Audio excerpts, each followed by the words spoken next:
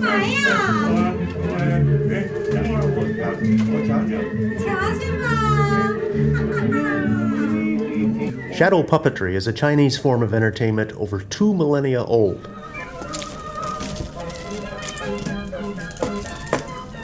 Cui Yongping and his wife, Wang Shuqin, have been students of shadow puppetry their entire lives. Their affection for one another formed around this ancient performance art, which they started studying over 50 years ago.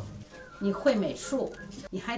had to be able to carve, paint, and construct the puppets, sing the accompanying music, and perform with the puppets. It required us to specialize in one thing, but do many things. I studied 7 years under 5 teachers. They taught performance, manipulation, singing, and script writing. Over the years, they've accumulated China's largest collection of shadow puppets. With over 130,000 puppets, some of which date over 500 years to the Ming Dynasty, their private museum, which is run out of an apartment on the outskirts of Beijing, is a cultural treasure showcasing what some consider to be the world's first cartoons. It hasn't been easy for the couple. During the purges of the Cultural Revolution, shadow puppetry performances ceased. Shadow puppets were among a list of banned traditional materials considered reactionary, and along with much of the country's other priceless historical relics, they were destroyed. Mr. Cui and Ms. Wang managed to protect the puppets from the authorities during that era by hiding their puppets under the bricks in their home. During the Cultural Revolution, everything was shut down. The puppet troupe teachers were sent to the countryside to do labor. Afterwards, there was a policy saying they could come back. But 4 didn't return. They died. I was embarrassed to study.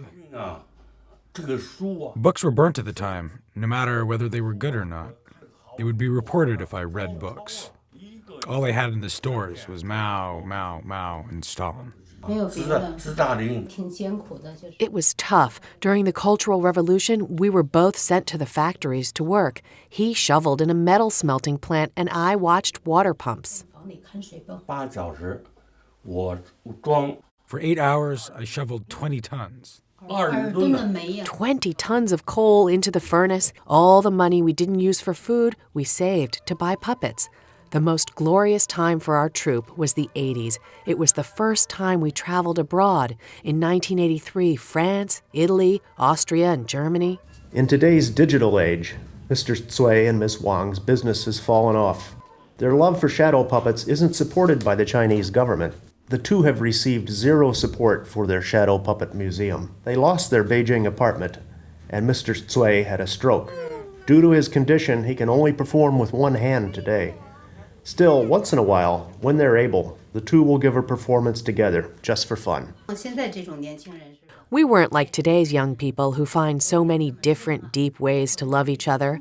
At that time, work was the main activity, and we were together every day. We lived together and worked together. I forgot about wooing or saying sweet things. I forgot about love. I didn't think about how to love. I was a little stupid about love.